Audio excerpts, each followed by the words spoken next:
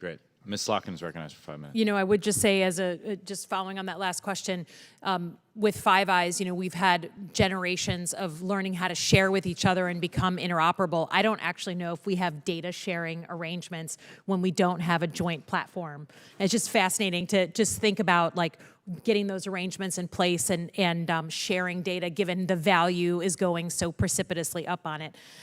So, you know, I would say what we are doing here up on the Hill with the help of industry who's invested in AI is like admiring the problem, right? We are all talking about the problem of like this new tool that we know has real potential, but also has potential real downsides. And so how do we govern it? And our constituents are asking us, like, what are the ground rules on this new technology, because it sounds scary. And I would commend the Joint Artificial Intelligence Center at DoD for putting up some basic, really 40,000-foot guidelines on being responsible and equitable and traceable and reliable and governable, but it's like, it's real top-level stuff.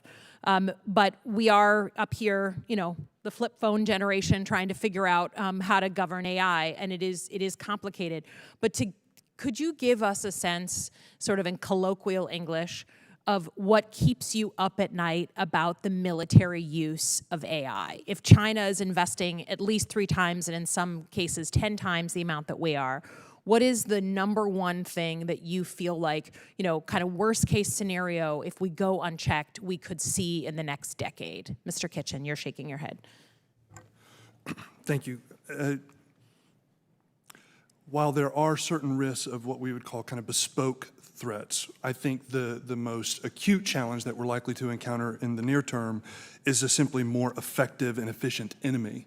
So the chairman referenced a quote from the Korean War. I'll raise him with another one from General Pershing, who said, "Infantry wins battles, but logistics wins wars." And I think supply chain and military logistics, and a lot of what we'd call kind of back office military capacity, is what is likely to be reshaped by AI in the near term, which can sound innocuous and not so scary. Not after Ukraine. I mean, not after watching Russia and Ukraine. I'll be happy to invest in more improved logistics, given what we've just seen in the buffoonery and the Russian military.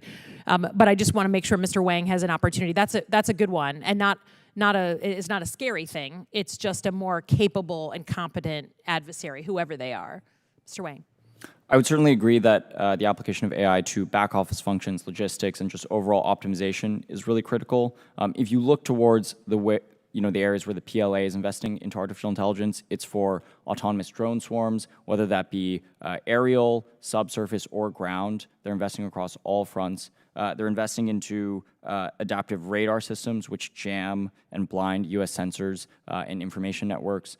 So they're investing across the whole spectrum in artificial intelligence to sort of set the new tone of warfare with this technology. And so, you know, we need to be investing across the slate. That being said, I worry as well about the risks in deploying these AI systems without proper guardrails. And for me, it really comes down to implementation, which is test and evaluation. So how do we know that for all of the artificial intelligence systems that the DoD is likely to deploy over the next few years and the next decade, how do we ensure that each of these AI systems adhere to the DoD ethical AI principles as stated? So I think it needs to be a standard part of the procurement process is a test and evaluation mechanism to ensure that every instance where a program within the DoD is looking to use artificial intelligence, that we have the right testing and evaluation to ensure that it adheres to our guardrails.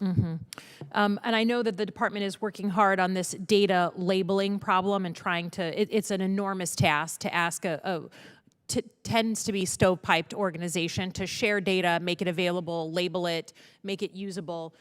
If you were king or queen for the day and could get them to do one thing on reliability of data and availability, what would it be?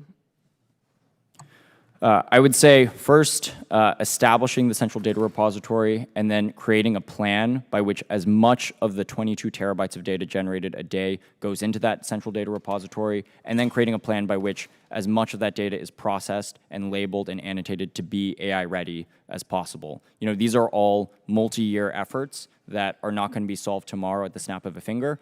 They need to be solved through long-term planning and long-term coordination. Great. Thank you very much. Yield back.